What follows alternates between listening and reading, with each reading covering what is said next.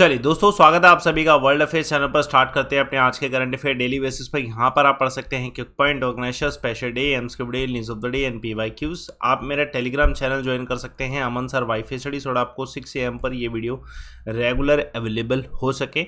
चलिए आज के दिन की शुरुआत, हाल फिलहाल में प्रेसिडेंट ने किसे चीफ इलेक्शन कमिश्नर अपॉइंट किया है? तो नए चीफ इलेक्शन कमिश्नर कौन है? राजीव कुमार जी। देखिए, जो हमारे पुराने सुशील चंद्रा जी हैं, इनका टेन्योर अब कंप्लीट होने वाला है, तो 15 मई से जो है Rajiv Kumar ji chief election commissioner होंगे, जो कि सीनियर मोस्ट इलेक्शन कमिश्नर होते हैं 3 इलेक्शन कमीशन में से। और ये किस आर्टिकल के अंडर है? तो ये close 2 article 324 of the constitution के अंडर है कि प्रेसिडेंट अपॉइंट करते हैं चीफ इलेक्शन कमिश्नर को, तो इन्हें जो है अब अपॉइंट किया जाएगा और फर्दर जो भी इलेक्शन होंगे इनकी ही देखरेख में होने वाले हैं। Let's see the next question. Recently कौन सी कंट्री है जिसके प्राइम मिनिस्टर ने कहा है कि world health organization must reform और बदलाव आने चाहिए वर्ल्ड हेल्थ ऑर्गेनाइजेशन की कुछ रणनीतियों पे? तो ऐसा स्टेटमेंट इंडिया के प्राइम मिनिस्टर नरेंद्र मोदी जी के द्वारा दिया गया है। देखिए, अभी हाल फिलहाल में मैंने कहा था ग्लोबल वर्चुअल समिट हुआ, तो उसी में कुछ स्टेटमेंट आई है जिसमें से प्राइम मिनिस्टर नरेंद्र मोदी जी ने कहा है कि वर्ल्ड हेल्थ ऑर्गेनाइजेशन को रिफॉर्म करना चाहिए कुछ, और स्ट्रेंथन करना चाहिए अपना ग्लोबल हेल्थ सिक्योरिटी आर्किटेक्चर को, और उसे फ्लेक्सी, जैसे एक स्टेटमेंट इस चीज़ पे भी कही गई कि world trade organisation and all, इन सभी को भी जो फ्लेक्सिकल करने की ज़रूरत है, सो डैट कि सभी कंट्रीज़ को बेनिफिट हो सके। और इंडिया अपना जो रोल है वो प्ले करता रहेगा। लो कॉस्ट इंडिजीनियस जो है कोविड वैक्सीनेशन इंडिया पूरे वर्ल्ड में प्रोवाइड करा रहा है, और इस समय कोविड का जो वर्चुअल समिट हुआ है उसमें इंडिया का जो रोल है कुछ ज़्यादा ही है। हेल्थ इमरजेंसी यूज़ वैक्सीन जो है इंडिया अच्छे से प्रोड्यूस कर रहा है, एग्जाम्पल सेरम इंस्टीट्यूट के द्वारा। ये जो पूरा ग्लोबल वर्चुअल समिट था, ये किसके द्वारा इनवाइट किया गया था? ये यूएस के प्रेसिडेंट जो बाइडेन के द्वारा समिट होस्ट इनवाइट किया गया था। Let's see the next question. प्रधानमंत्री मोदी जी हाल फिलहाल में जो है वर्चुअल एक summit, startup community startup policy summit जो है, इसे इन्होंने एड्रेस किया, और ये किसका था? मध्य प्रदेश का था। तो मैंने कल इसके बारे में डिस्कस किया था, आज इसका सबमिट हो चुका है, तो इसका डिस्कशन और करना ज़रूरी है। प्रधानमंत्री नरेंद्र मोदी जी ने ये जो मध्य प्रदेश का स्टार्टअप पॉलिसी वीडियो कॉन्फ्रेंसिंग के थ्रू किया है, इसमें जो है मध्य प्रदेश स्टार्टअप कॉन्क्लेव जो है इसमें लाया गया, जो कि इंदौर में हुआ था। ये जो कॉन्क्लेव है कहाँ पे हुआ था? इंदौर में हुआ था। और उसमें एक और अनाउंसमेंट की गई मध्य प्रदेश स्टार्टअप पोर्टल की भी। तो स्पेसिफिक एक पोर्टल बनाया गया जिसमें जो स्टार्टअप्स हैं उनको एक फैसिलिटेट किया जाएगा, उनको प्रमोट किया जाएगा कि वो स्टार्टअप अच्छे से कर पाएँ। और अभी इस कॉन्क्लेव में बहुत सारे स्टार्टअप जो है पिलर्स हैं, एग्जांपल के तौर पे स्टेक होल्डर में policy makers, private sector innovator, entrepreneurs, academics, investor, mentors, ये सब जो हैं इसमें प्रेजेंट थे, और डिस्कशन किया गया कि किस तरीके से स्टार्टअप को और प्रमोट किया जा सके। चलिए let's see the next question. Recently कौन सी कंट्री है जिसकी एयरफोर्स ने सक्सेसफुली अपना जो रेंज वर्जन है ब्रह्मोस मिसाइल का, इसको सुकोई 30M के जो आई है, इससे सक्सेसफुली टेस्ट फायर किया? तो ये डेफिनेटली ब्रह्मोस की बात करें तो इंडिया का ही है, तो इंडिया के द्वारा किया गया है।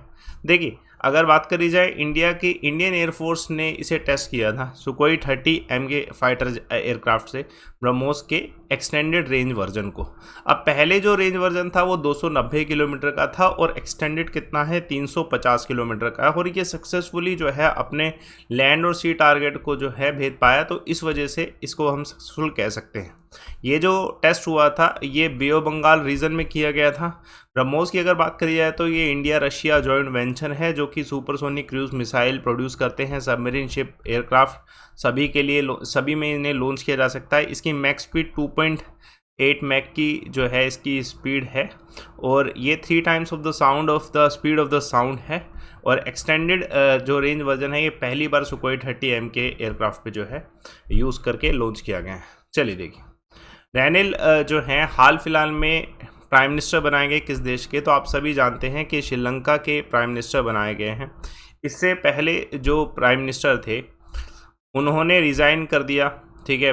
महिंद्रा राजपक्षा के रेजिग्नेशन के बाद जो है इन्होंने अब ये जिम्मा लिया है रैनिल ने कि ये अभी प्राइम मिनिस्टर बने हैं, और इनकी सबसे पहली स्टेटमेंट ये है कि ये आइलैंड कंट्री की जो इकनॉमी है उसको अपलिफ्ट करने के लिए पूरी कोशिश करेंगे। और इंडिया और श्रीलंका के रिलेशन पे इनका जो आंसर था वो ये था, it will become much better. और बेहतर बनेंगे इंडिया और श्रीलंका के जो है रिलेशन है। डेफिनेटली आप सभी जानते हैं कि अभी इंडिया में बहुत सारा श्रीलंका में बहुत ज़्यादा वायलेंस हो रहा है और इसी के चलते प्राइम मिनिस्टर ने रिज़ाइन भी किया। तो अब ये नए प्राइम मिनिस्टर बने, लेट्स सी कि ये क्या कर पाते हैं। रिसेंटली कौन सी कंट्री है जिसने ये कहा है कि नाटो की मेंबरशिप लेना इनके लिए ज़रूरी है और विदाउट एनी डिले? तो ये फिनलैंड के द्वारा कहा गया। ये सिर्फ एक अनाउंसमेंट है। ये अनाउंसमेंट जो है फिनलैंड के प्रेसिडेंट जो सोली निस्तो है और उसके अलावा प्राइम मिनिस्टर सना मैरिन है, इनके द्वारा कहा गया है कि हमें जल्द से जल्द नाटो की जो है ज्वाइन कर लेना चाहिए विदाउट एनी डिले। सिर्फ ये एक स्टेटमेंट है। अब इस स्टेटमेंट को लेके जो है जो फिनलैंड की पार्लियामेंट है वो डिस्कशन करेगी और एक फाइनल अप्रूवल आएगा मोस्ट प्रोबेबली बाय मंडे। और उसके बाद may be possibly Nordic country जो है ना ये सपोर्ट कर सकते हैं कि डेनमार्क जैसी नॉर्डिक कंट्री सपोर्ट करेगी इन्हें कि ये नाटो की जो है मेंबरशिप ले पाएँ। और ये एक तरीके से स्ट्रॉन्ग व्यू है अगर देखा जाए, क्योंकि पहले यूक्रेन का भी यही इशू था और फिर रशिया का अटैक हुआ था। लेकिन मुझे नहीं लगता अब रशिया अटैक कर सकता है, ऐसी कंडीशन नहीं है रशिया की इस समय। तो इससे क्या होगा कि नाटो, वैसे ये देश जो है मिलिट्री न्यूट्रल था, अब ये अगर नाटो को ज्वाइन करता है तो डेफिनेटली बहुत सारे बदलाव आने वाले हैं। फिनलैंड की सिक्योरिटी अच्छी होगी और डिफेंस अलायंस जो है ये स्ट्रेंथन होगा नाटो का भी। Let's see the next question. Union minister कौन है जिन्होंने अप्रूव किया है revise scale of accommodation 2022 for arm forces? तो ये राजनाथ सिंह जी के द्वारा किया गया है। ठीक है, राजनाथ सिंह जी डिफेंस मिनिस्टर हैं, तो इन्होंने अप्रूव किया है revise scale of accommodation 2022 for defence services from 12 मई 2022। और ये इंश्योर किया जा रहा है कि ये जो फ्यूचर प्रोजेक्ट जितने भी डिफेंस से संबंधित होगी उसमें जो है डिफेंस पर्सनल को एक स्टैंडर्ड ऑफ लिविंग जो मिलेगा वो बेटर स्टैंडर्ड ऑफ लिविंग होगा।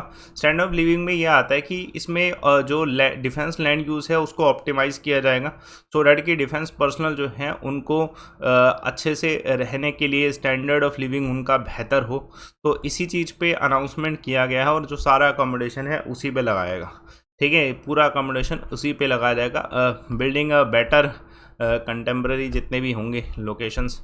विच of the following ministry to launch Delhi film policy? तो कौन से मिनिस्टर हैं, सॉरी, तो मनीष सिसोदिया जी जो हैं इनके द्वारा दिल्ली जो फिल्म पॉलिसी है इसको लॉन्च किया गया। अब इस फिल्म पॉलिसी में क्या होने वाला, let's see.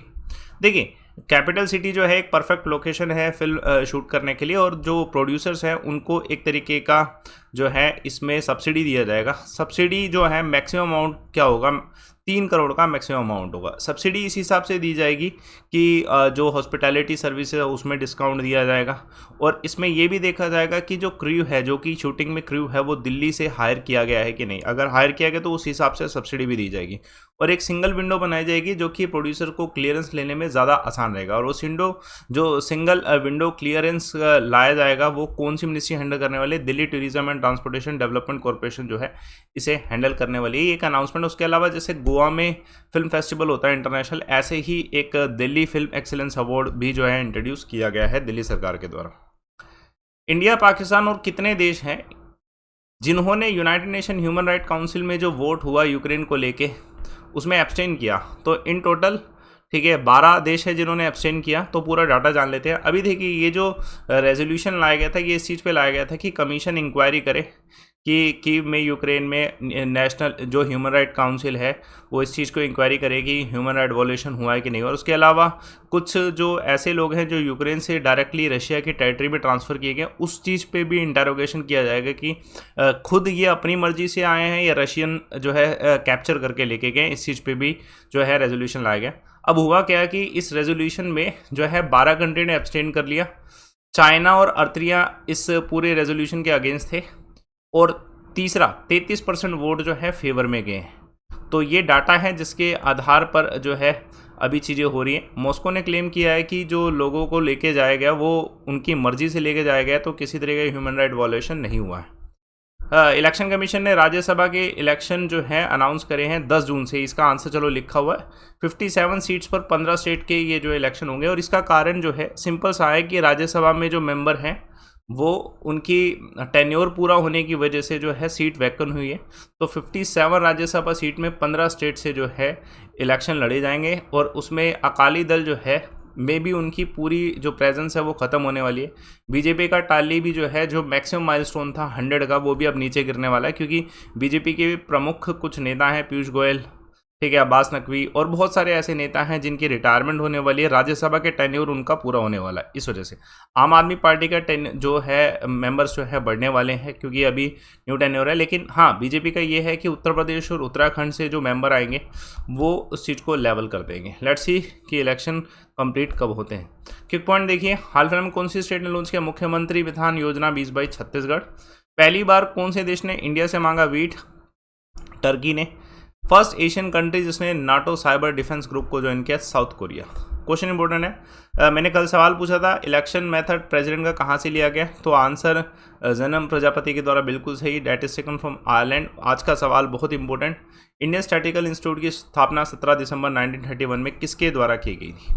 Answer comment box पे दीजिए। टेलीग्राम चैनल ज्वाइन करिए, यहाँ पे एक मैराथन भी आ जाएगा आज 8:45 AM पर, इसे भी आप देख सकते हैं। रिपोर्ट एडमिन यूटिलाइज करिएगा।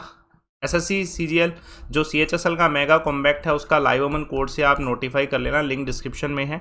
और अनअकैडमी में प्राइस हाइक होने वाले दोस्तों, ये बहुत ज़रूरी है कि आप प्राइस हाइक होने से पहले कोर्स को एक्सेस करें, चाहे कोई भी कोर्स हो अनअकैडमी में। लाइव अमन से डिस्काउंट भी मिलेंगे और आपकी कम फीस में एक्सेस भी हो जाएगी। सब कुछ अवेलेबल होगा आपको लाइव अमन कोड से विद द डिस्काउंट्स, एंड अभी की जो फीस है कम फीस, उसमें आपको एक्सेस करने को मौका मिलेगा। तो यूटिलाइज करिए कोड और जो है अपना सब्सक्रिप्शन ले सकते हैं आप। चलिए, बाकी सेशन को लाइक करिए, शेयर करिए, चैनल को सब्सक्राइब करिए। Thanks a lot for watching.